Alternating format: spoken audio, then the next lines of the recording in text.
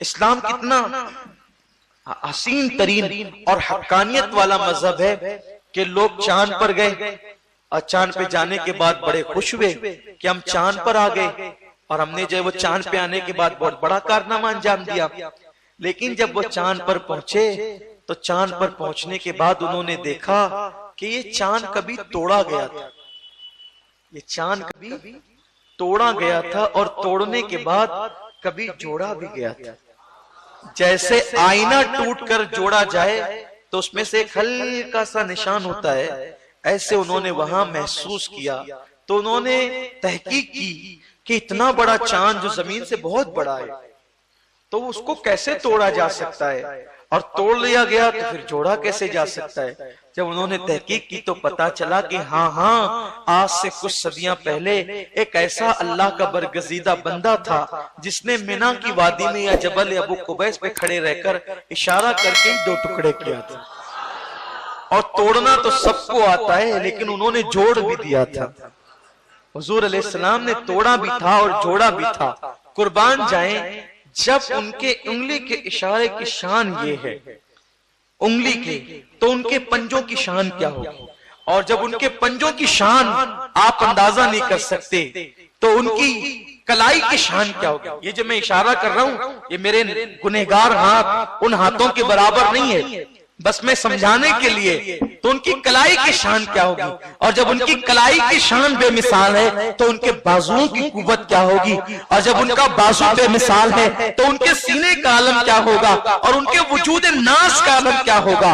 اور جب ایسے وجود والے محمد کی یہ شان ہے تو محمد عربی کو بنانا جو خدا ہے اس کی شان کا عالم کیا ہوگا، اس خدا کی قوت کیا ہوگی۔ ہم تو اس اندیکھے خدا کو حضور کے ذریعے سے مانتے ہیں کہ جب یہ ایسے ہیں تو وہ کیسا ہوگا۔ اتنا بڑا رسول ہے، اتنا بڑا رسول ہے۔ دیکھو لوگوں نے جو سورج کو چاند کو یہ بنایا نا، خدا بنایا۔ آج بھی ہندوستان کے اندر ایک چیز چل رہی ہے کہ سورج کو نمسکار کرو،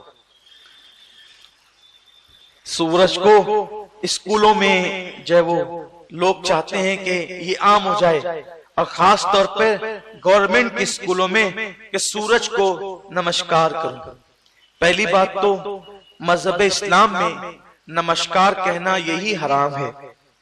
ہم کسی کو عام انسان کو بھی نمسکار نہیں کر سکتے۔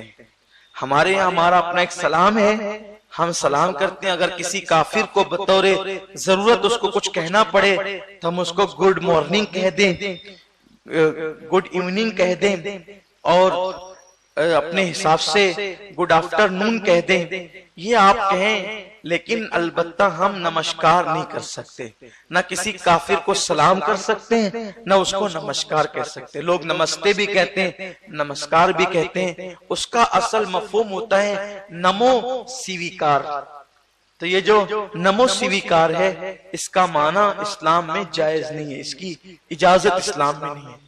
جب انسان کو ہم نمسکار نہیں کر سکتے تو سورج کو کیسے کریں؟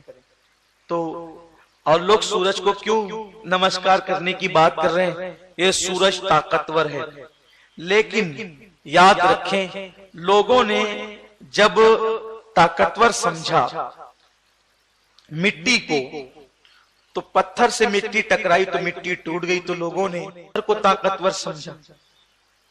لیکن جب پتھر آگ میں جلا تو لوگوں نے آگ کو طاقتور سمجھا، ٹکڑے ٹکڑے ہو گئے جل کر کے۔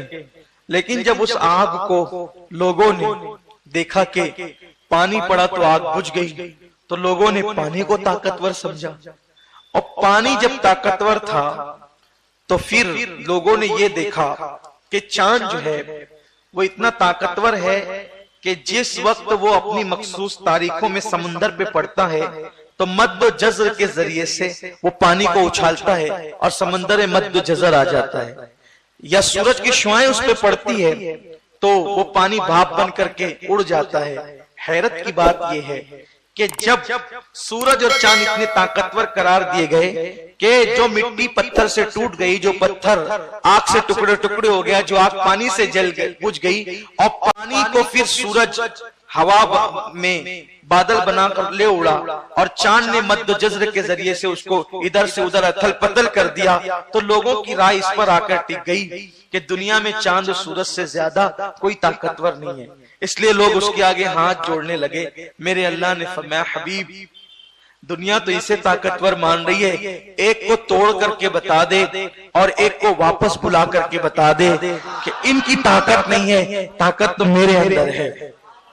لیکن جب اس کو طاقتور سمجھا تو لوگوں نے اس کے آگے ہاتھ جوڑ لیے۔ تو جب آپ واپس ایک کو بلاؤ گے اور ایک کو ٹکڑے کرو گے تو لوگ تمہیں خدا کہیں گے، تو پھر ایک کام کرو، پھر آپ یہ بھی کہہ دو قل انما انا بشر مثلکم، کہ میں تو تم جیسا ایک انسان ہوں، تاکہ لوگ تمہیں خدا نہ کہے، کیونکہ وہ تو یہ بات نہیں کہیں گے نا، تو یہ بات محبوب آپ کو کرنی ہے۔